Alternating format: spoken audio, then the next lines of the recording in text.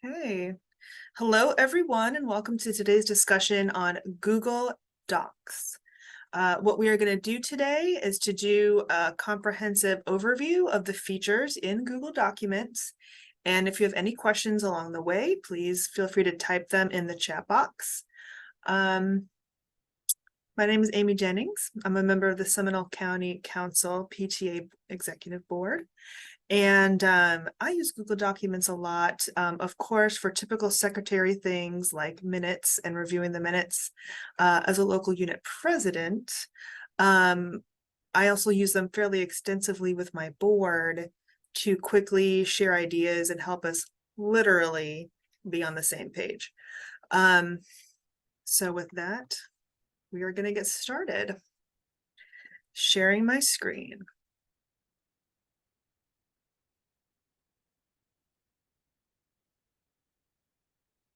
Okay, there it is.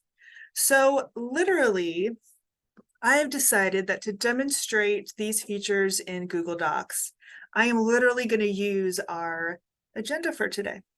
So you can see exactly where we're going, and we are going to do it right in this document. So the first thing we're going to take a look at is titling and naming conventions. So this one is very generically called topics to cover today, right? Pretty simple. Right up here, you can also easily put the date in it.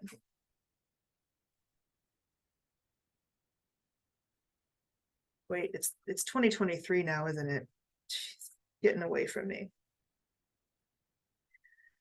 I like to put dates in my documents. I like to stay to a pretty specific naming convention.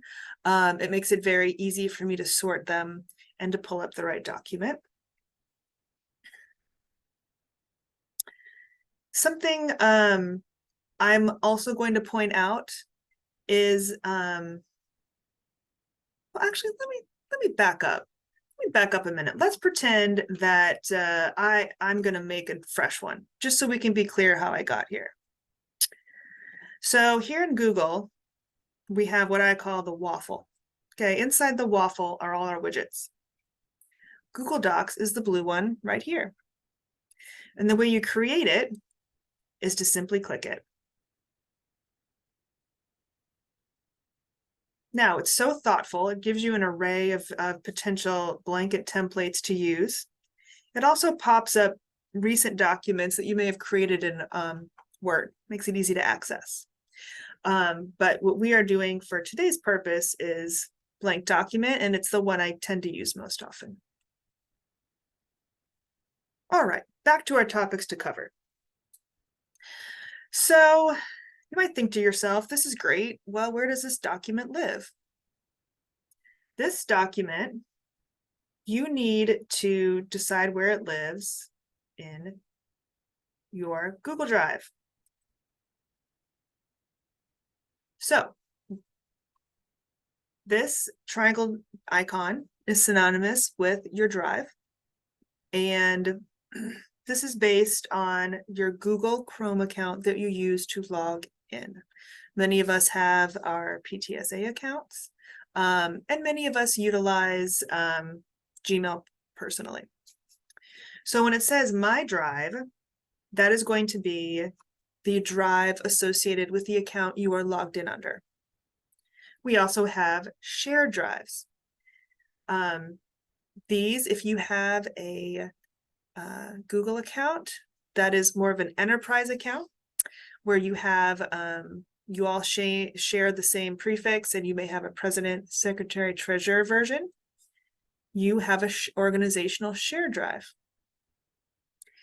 And at the local unit level, this is the one we use most often. We only have one Gmail account that's free, and we share the folder that the person needs with them. So here's an example. I have specific folders shared with me. This document, I can tell you, lives in our shared drive. We have a board drive, and it lives here in the media folder. You can use this to move it wherever you want. And you can also create a new folder or subfolder if that's where you wanted it to live. All right. So we talked about sharing. You can do that quickly and easily at any time in your document by hitting this share button. You can enter people by name, and it will send them a link. If I were to add in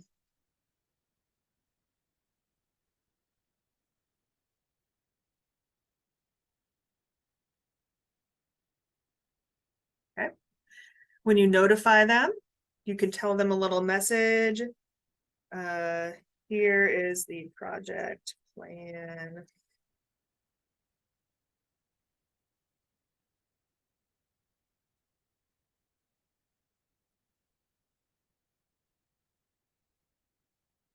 And you look, even gives you spell check. And that's one way you can give someone access.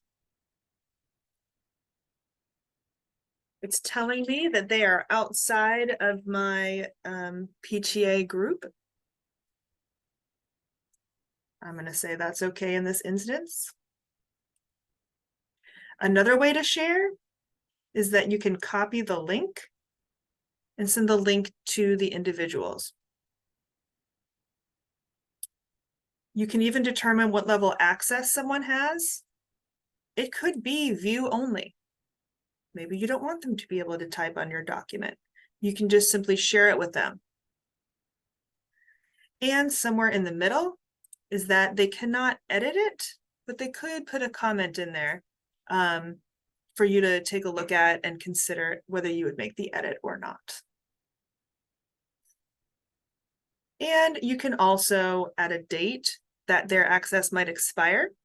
Maybe you only want to give them a week or so to look at it. And you can remove their access. And when you hit remove, they simply disappear.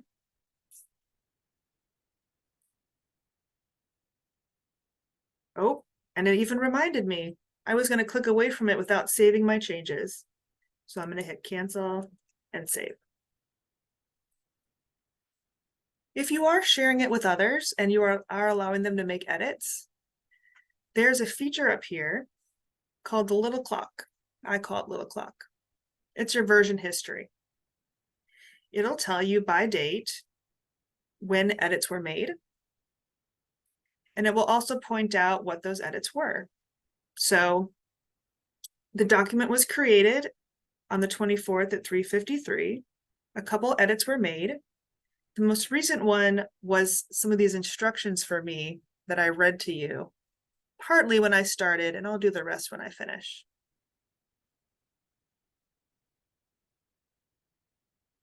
To get out of it, I simply clicked on the left side arrow at the top. Downloading options. So you would want to download it if you want to send it to someone as an attachment.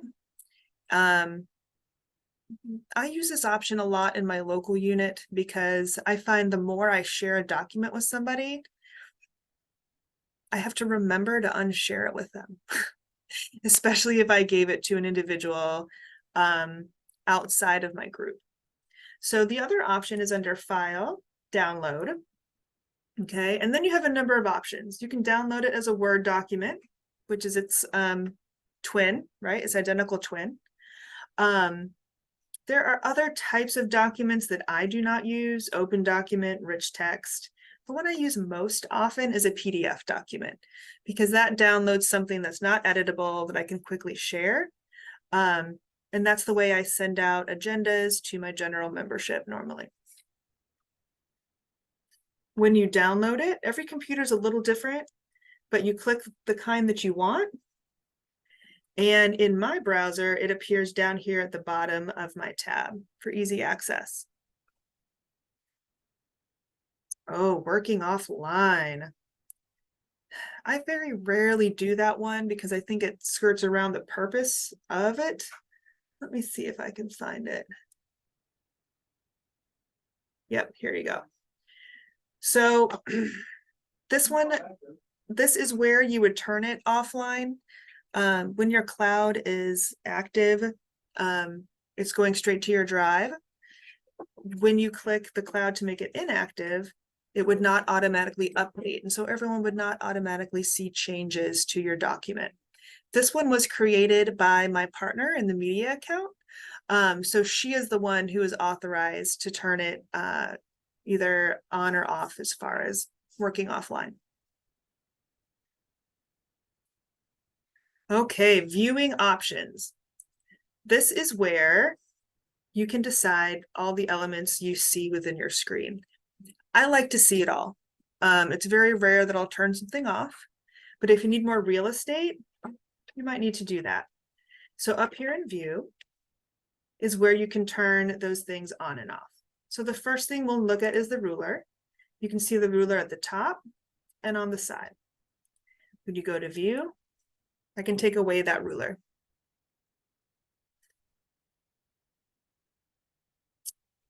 That's the one I use most often, or I most often find I'm looking for. If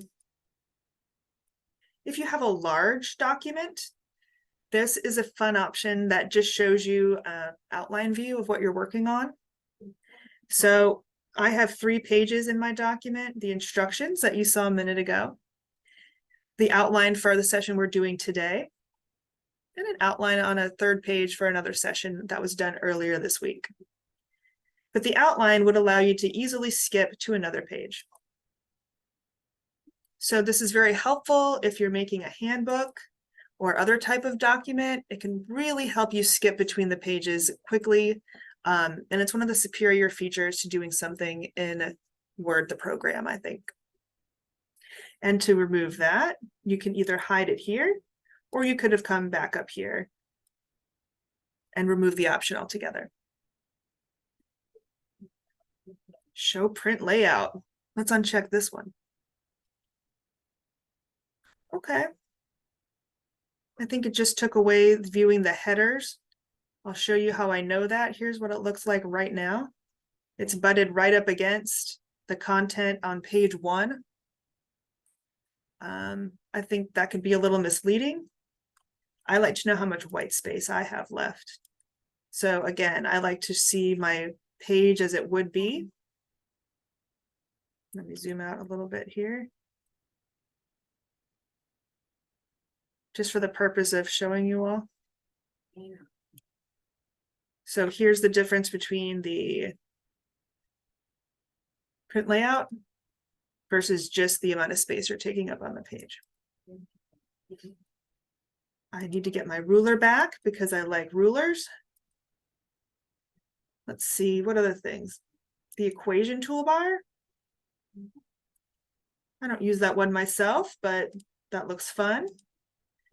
And non-print characters. If you are a person who loves grammar and editing, this feature is for you. It shows you where your paragraph and page breaks are. Okay. Let's come back to our agenda. And I'm going to make that font back a little bigger. So we looked at tab stops. Comments and assigning people. That sounds fun.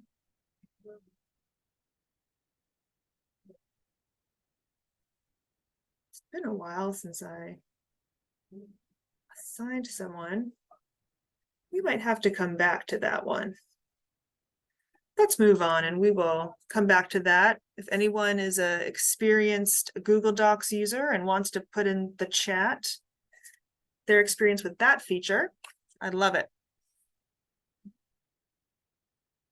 Let's go on to inserting items and then we'll take a quick check-in to see if there are any questions. So inserting images.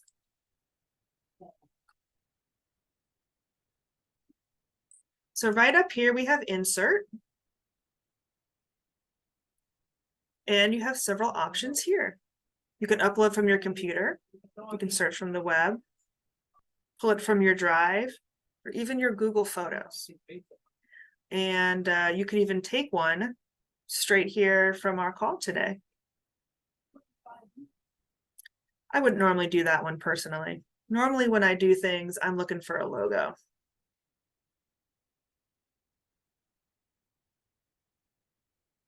Here we go. Here's our county logo. Here it is. And you can move it around just like you would in any other document. You can tell it to be in front or behind the text, behind. I like in front. I never put a logo behind the text because then that can make it more difficult for me to grab.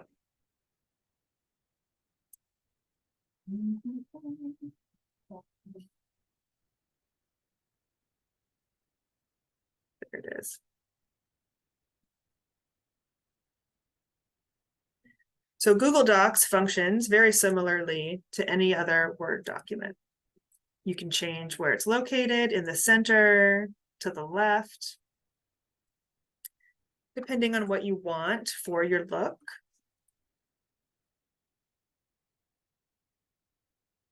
Tables, wow, linking from Google Sheets. I am much more a fan of just throwing a table in there.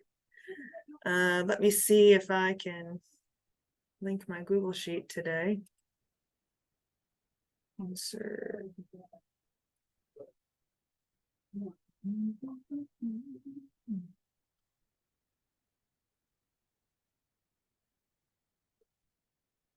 As a secretary, I don't have many Google Sheets.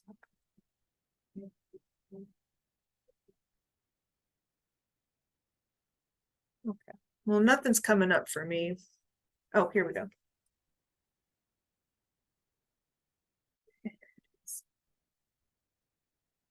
This is an old doc. Oh, it's just a link. Okay, we'll have to come back to that one later. Charts and drop downs. So these, you would definitely need to do prep work to have the chart created. To do it, you would look here in the exact same place. Oh, here it is, from Sheets. So here's where you can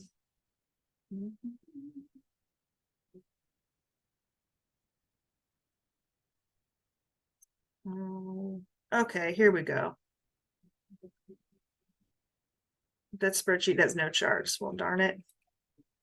Here's how you can see where it is and where the prep work comes in, that you would just simply need to have that document already created in your Google Sheet. And Google Sheets is another training available in our series.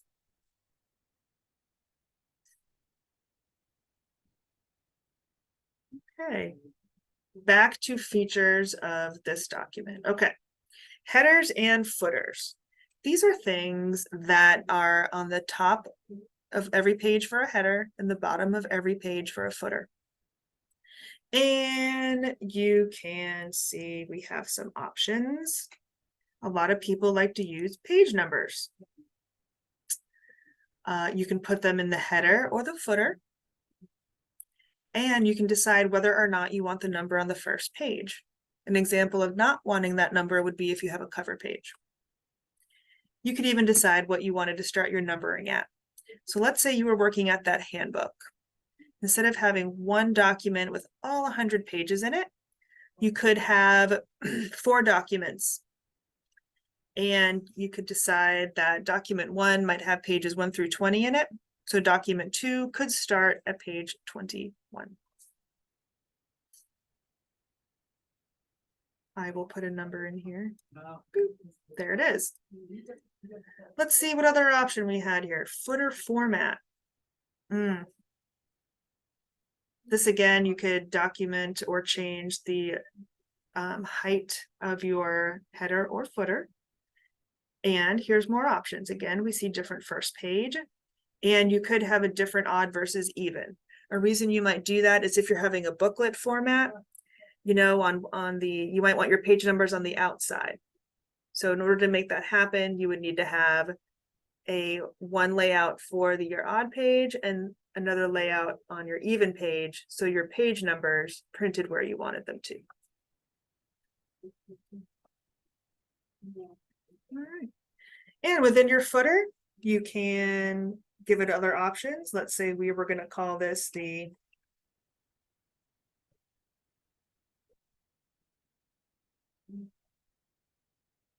So I could give it a title. I can give it other formatting as well. Let's say I want to, a little too far. Oh, my margin. You can even make it italicized. And whatever you do on one page happens on every page. And the same goes for your header. Options here are the same as your footer.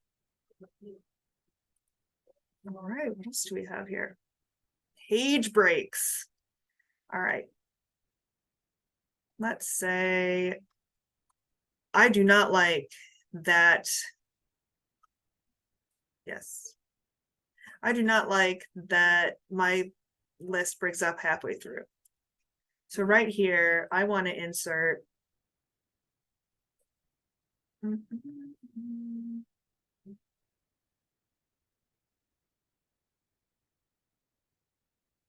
my goodness. One moment, please. But no building blocks.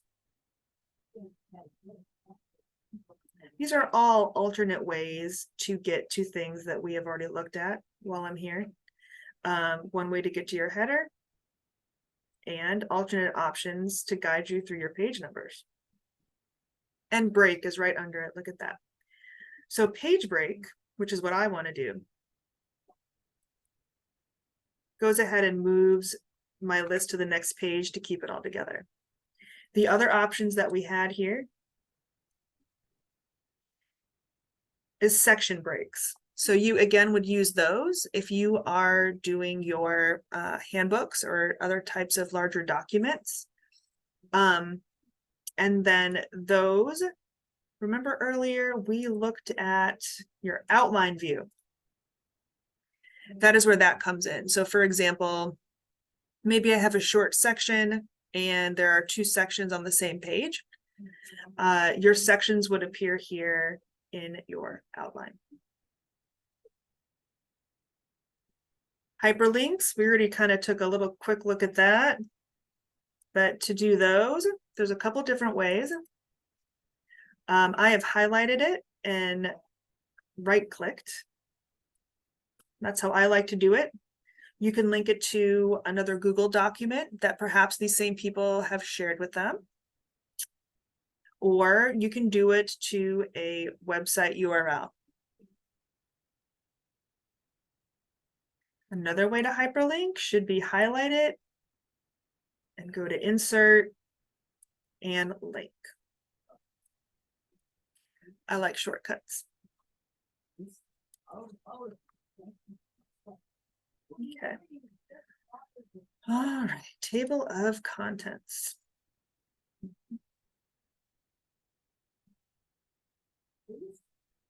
This has been a while for me.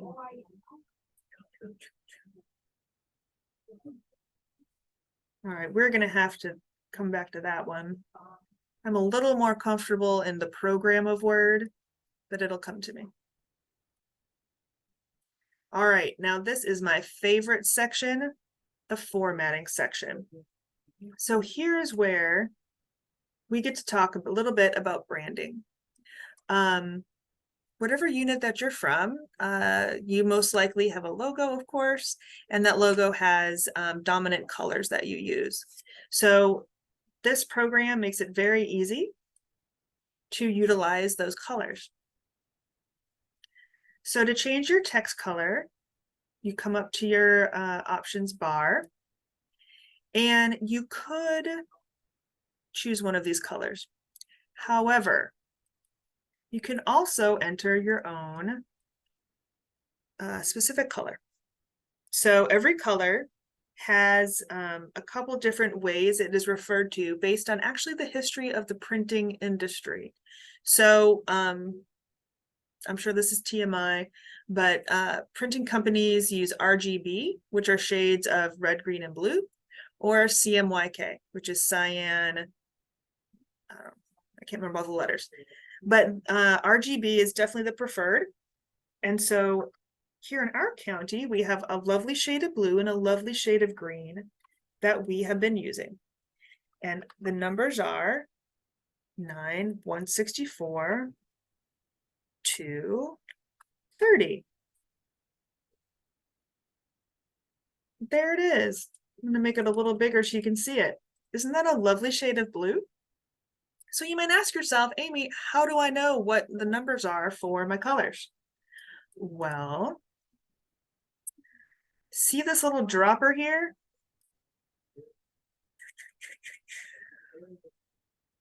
Boop.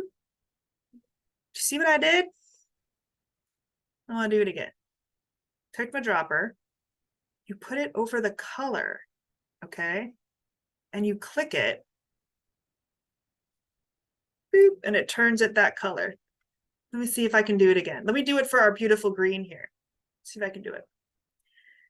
So I don't need to know the number. I'm a nerd. I'm gonna get my dropper. Yep, sure enough, there it is. Boop. Now I have this color available to use.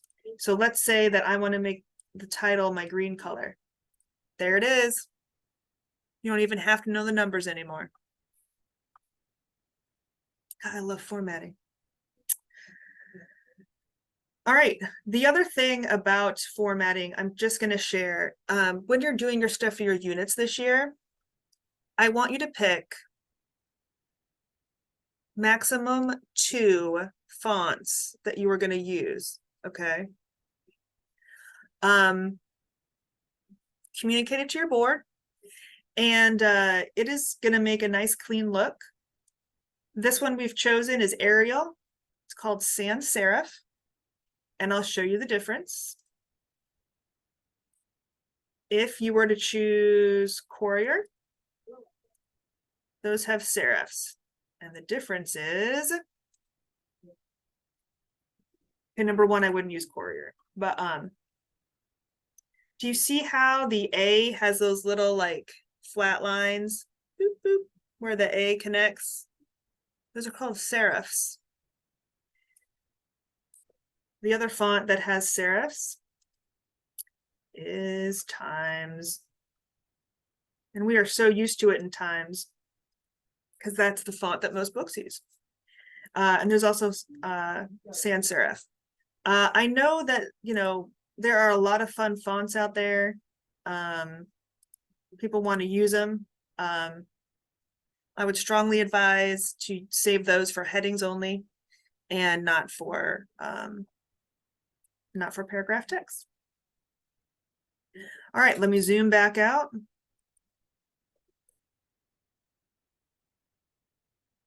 Sorry, guys, if you're having Zoom. Columns. Okay. So I'm going to go here to our new page. And here under Format, we're going to explore some of these options.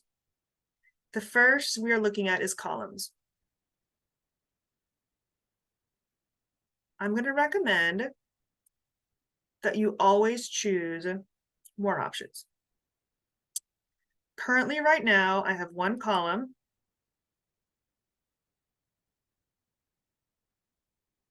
I'm going to switch to 2. Oh, let's put a line in between. Okay, let's see what it did. Oh my goodness, it applied 2 columns to my whole entire document. I'm not sure that's what I meant it to do, right? Now you can. Here's where, if you want to get to your other column, where's my breaks? Here's my breaks. We have a new option. Since we have more than 1 columns, I can make a column break. There it is. I'm in my new column. Now I'm going to do some backtracking. Control Z, Control Z, and Control Z. Okay. That's how you get rid of your oopsies quickly. And let's only do columns for a specific section. Let's see if I can get it to do it. I've highlighted what I would like to be in a 2-column format.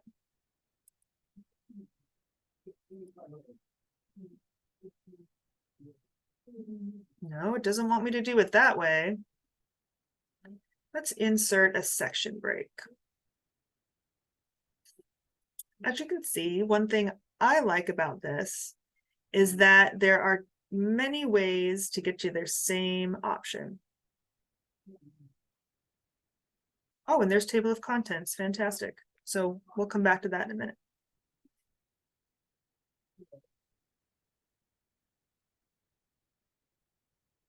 And we're going to come back to section breaks in just a minute. I'm watching my time. Bullets and numbering lists. Let's use this item above it. It operates like Word. And then there are options. So here we are.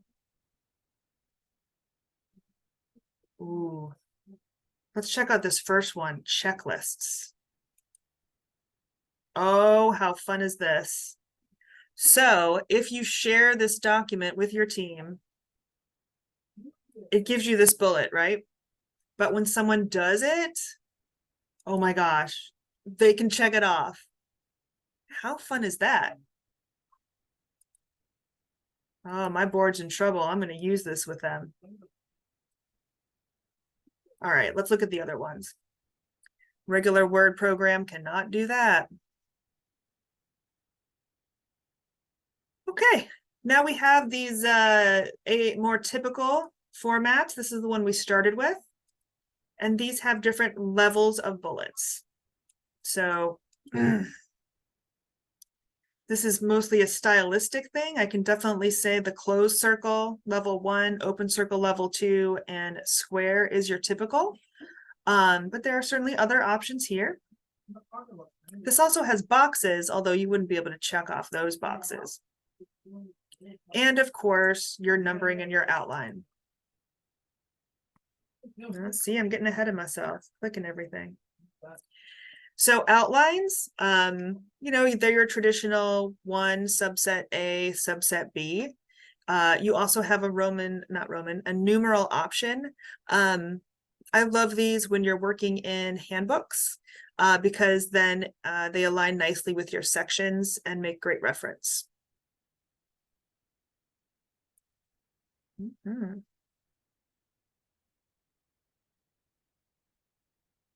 Oh, page orientation. Yeah. This is the handbook I mentioned when you might have 2 different headers or footers for the page numbers on each side.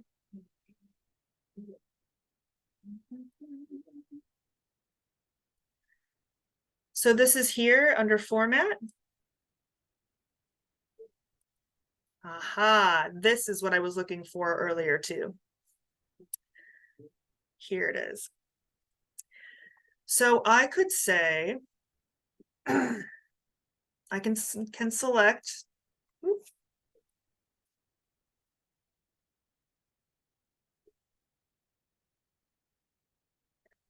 page orientation. When I learned this, it blew my mind. So selected content to landscape. Check this out.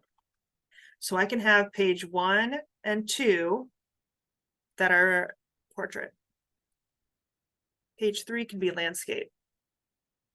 I know, right? Pretty cool. Great for maps and illustrations.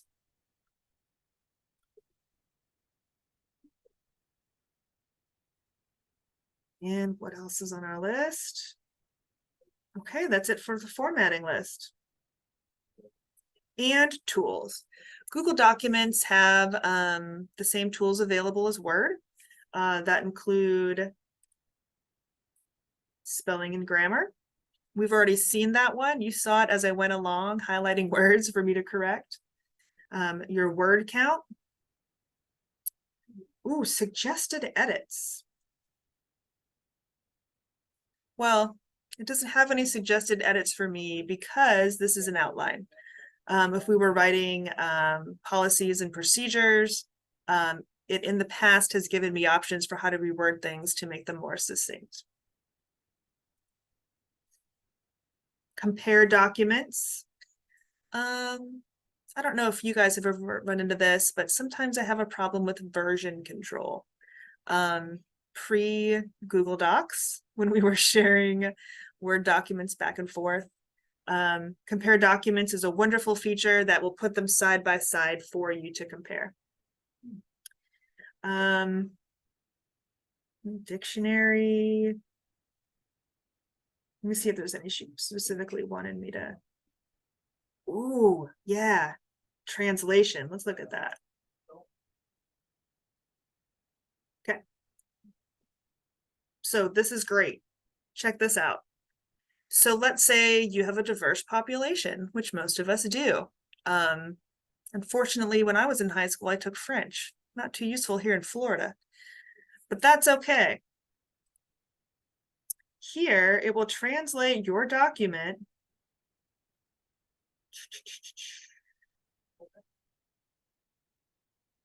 Here we go, ready? What does my outline look like in Spanish?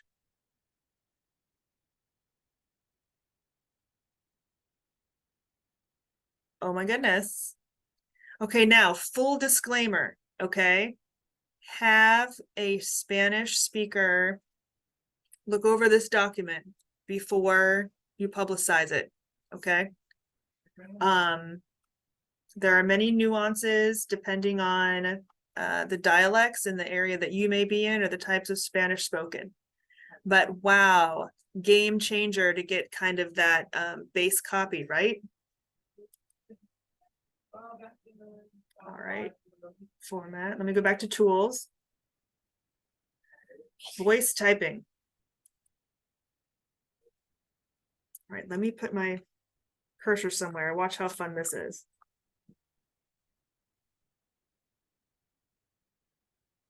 Voice typing is fantastic. Oh, wait, I have to allow the microphone. Okay, here we go again. Voice typing is fantastic. It is so much faster than when I type myself with my fingers. How great is that? I mean, I think I might start using this as my default again because I don't know about you guys, but I think and talk so much faster than I can type. I'm going to leave that in there for my counterpart, Rachel. She's going to like that. Let's see. Notification settings.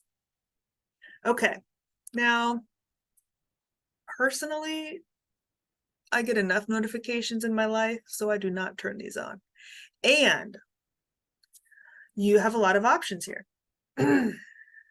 When you share this document and ask people to participate with you, you could choose to be notified anytime someone makes a comment or takes action on it. That would be an email to the email account associated with this Google account. You can get it when someone tags you using the @ feature. Or, you know, my personal favorite, none. Okay. Now, the reason I am comfortable with that is because this file tracks, as you've seen in version control, and I'll show you other places, where people are making the edits and when. Speaking of edits, you can also be notified whenever anybody adds or removes content. And again, that would be via an email to this account. Activity dashboard. Now we're getting fancy. Okay, so here's me and my colleague. I've been very busy. I've been in it within the hour. Gosh, trends, sharing history. Oh, remember earlier at the beginning when I shared it with another account? It even keeps a history of that. I think this could be important if you were co-working on perhaps updating bylaws.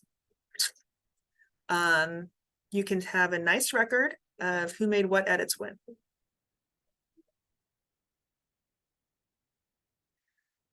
right, I want to. Oh, I have a good question that I asked myself, so I'm gonna ask it here too. Um, where do I like track edits? How do I turn on the track edits feature? Well, Amy, since it's a Google document, it automatically is tracking who makes the edits and what they edited. So there's no need to turn it on.